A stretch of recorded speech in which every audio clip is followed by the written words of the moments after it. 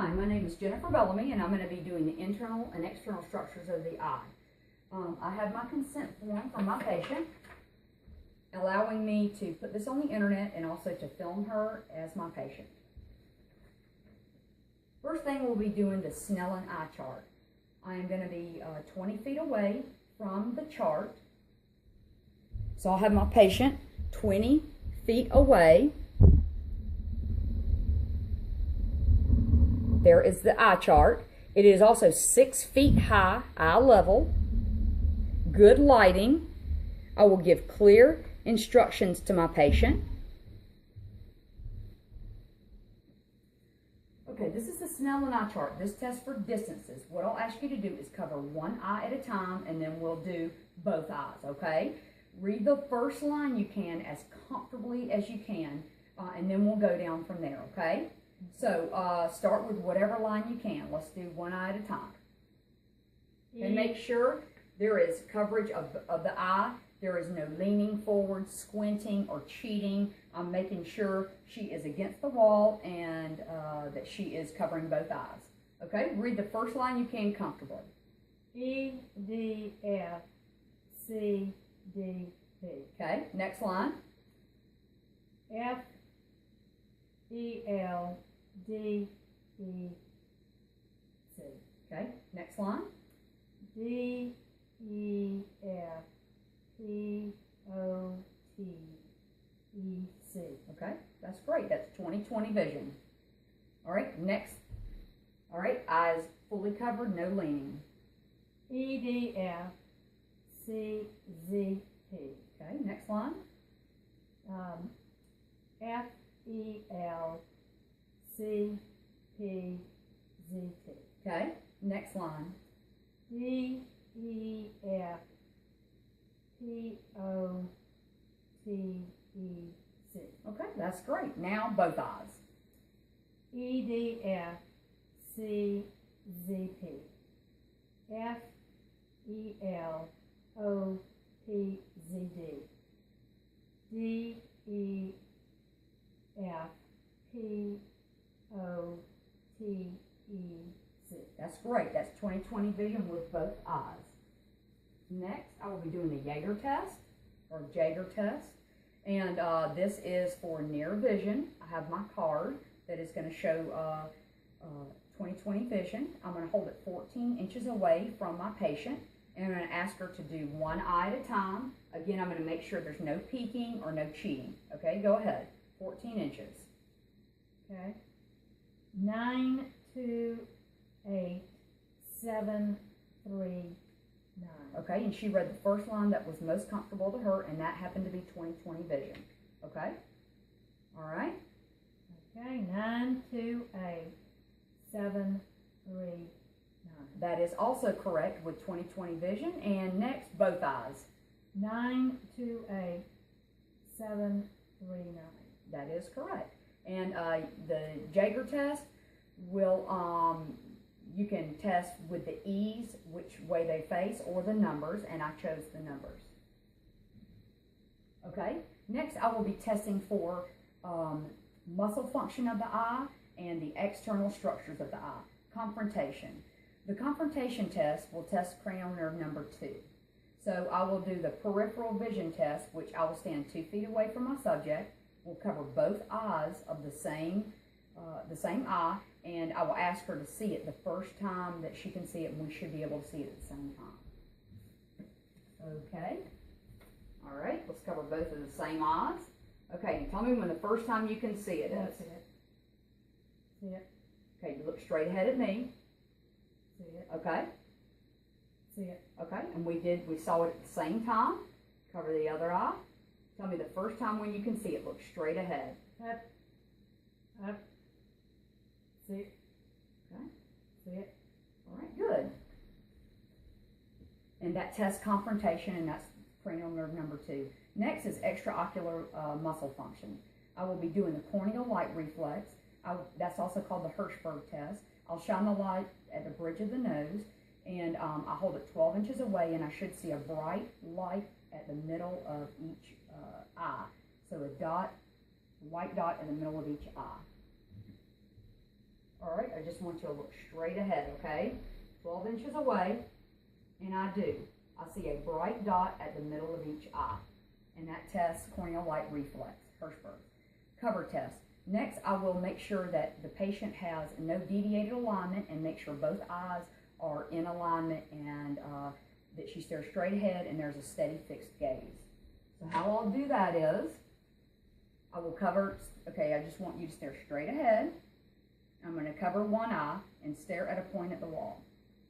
All right, the alignment of the eyes is correct, and when I take this away, there is no movement or nystagmus of the opposite eye.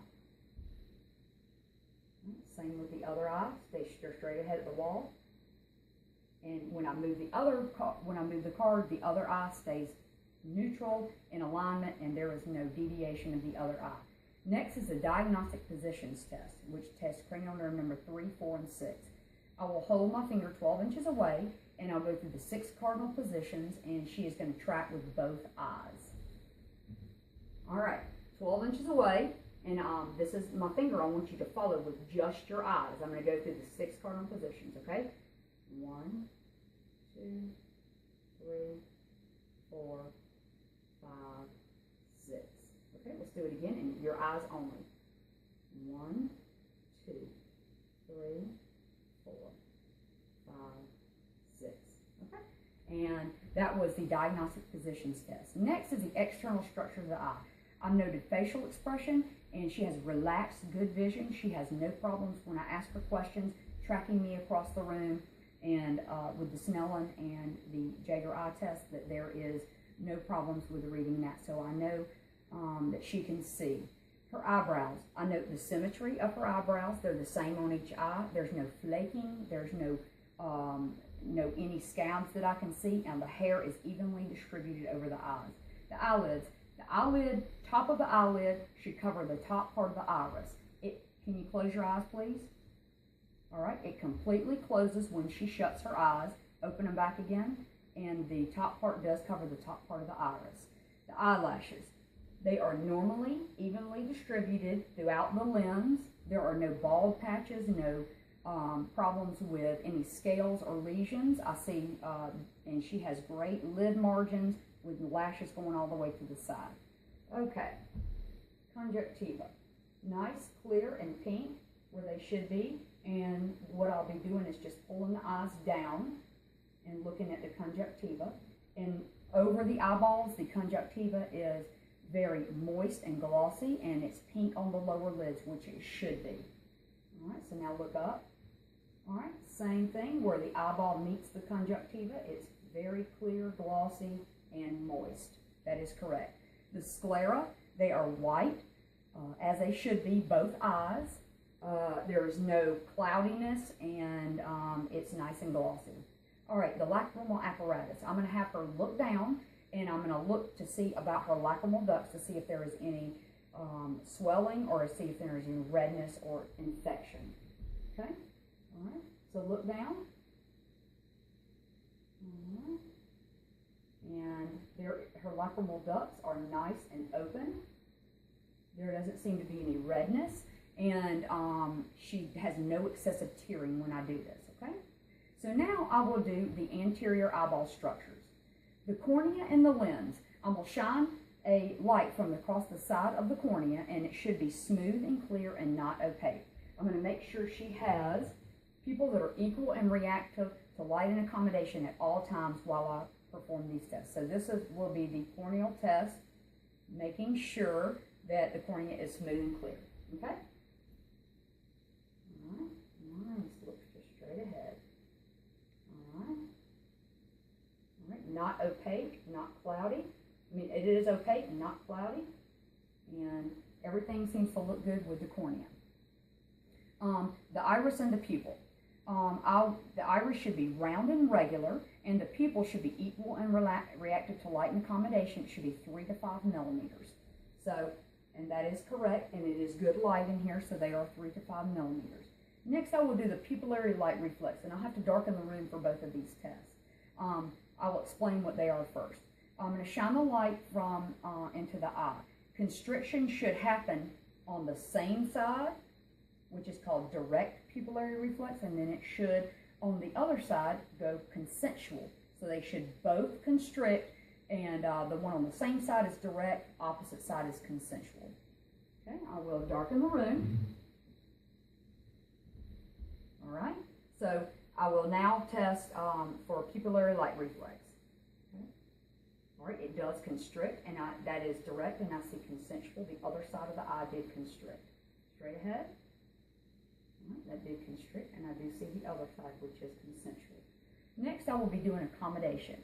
I'm going to have her look at the wall, and I'm going to hold a finger 3 inches from her nose, and she is going to see if the pupils do constrict, and there is a convergence of the axis of the eyes. Okay, so 3 feet from the nose, I want you to look, or 3 inches from the nose, I want you to look at the wall. Look at my finger. Look at the wall. Look at my finger. Okay, that was correct. She did, her pupils did constrict, and the convergence of the axis of the eyes, they did come together. So that was correct. Next, I will be looking at the internal structures of the eye, and I will adjust the camera.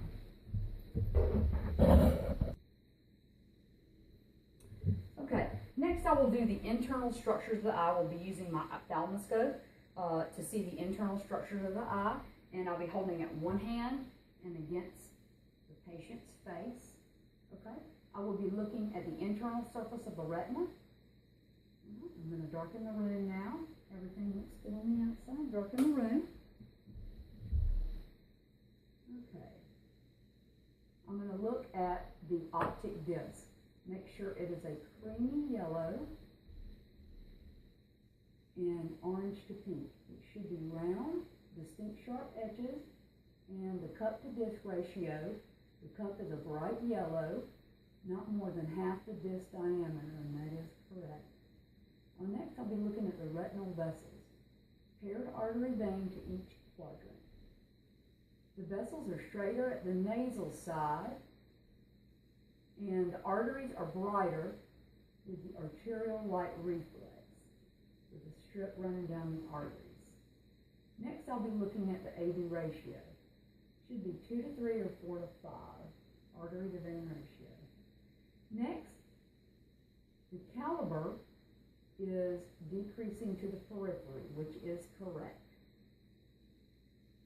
The AV crossing, there is no indenting or crossing of arteries, and they can cross.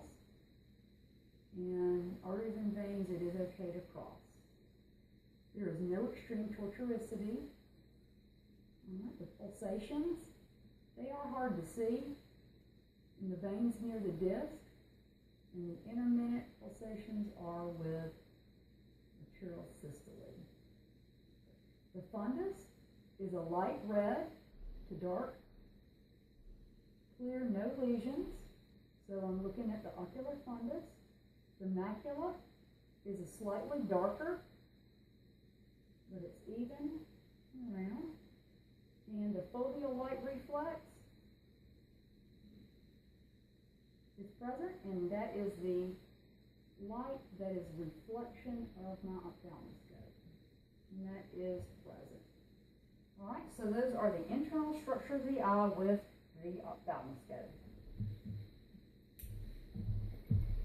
That concludes my internal and external structures of the eye.